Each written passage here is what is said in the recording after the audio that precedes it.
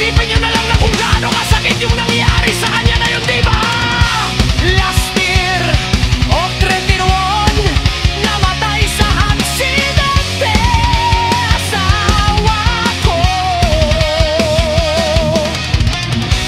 Sobrang biglang maaga ko natulog tatay. Di ko na siya inangay kasama nagkakapasa. Magising na lang ako na may tumatawag sa bahay namin na naaksidente nga daw asawa ko. Sobrang bilis ng pangyayari, dead on arrival. Napuruhan tulog niya, hindi ko na siya nakitang humihinga. Nung nakarating ako sa scene, ko nagpulot ng mga daliri niya.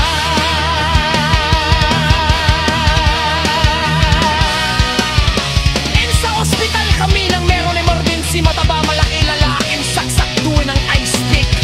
Kainuman mukha patay ni kaso baliktad sikmura. Anmin mga tao dungkong tao to. Amoy etchas ng dumi, ata sa salawal.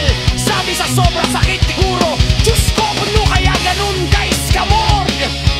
Parang yung sa sabungan, natama ng tare. Sa binti namatay din, naubusan ng dugo.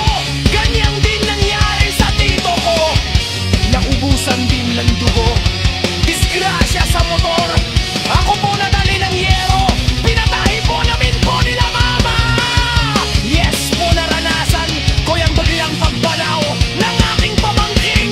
Engak nagpaturok para sa virus. Kinabukasan binumihan na agad ng buhay. Si tatay ko po, kasabay ko pa nagkape nung Feb 6 ng hapon.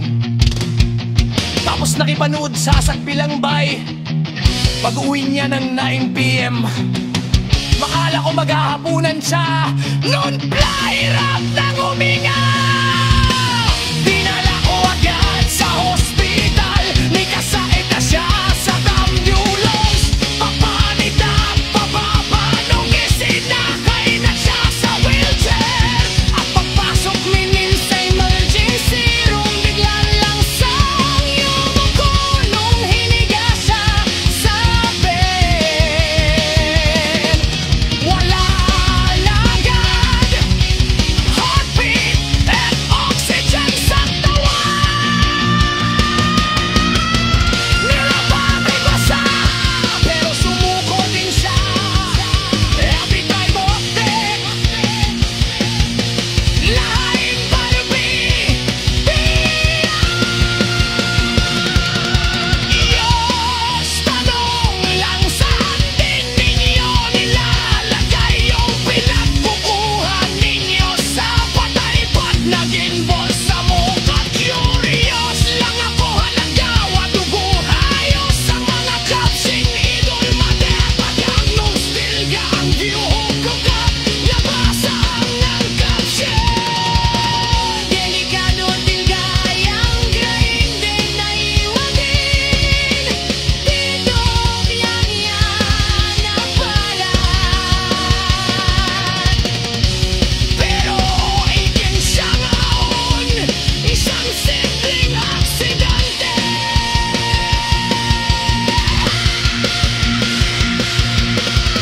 O disgrasya na pwedeng maiwasan man. Pero pag gusto nang bawiin ni Lord yung buhay mo kahit saan na lang. Pero mas open mamatay nang hindi tayo pinapahirapan ng sakit. Sumali ilang oras na siya mula nung pinawinan ng buhay.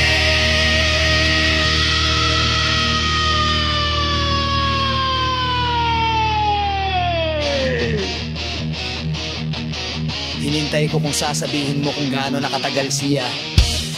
Pimatay kaya napasukan na siya aramhain. Kaya sa lahat ng power tools, pinakayaw ko sa lahat yung grinder. Ang dami na naaksidente, dyan dalin ko sana makapagtayo ng yusong bago patapos ang may hakot na church administration. nation of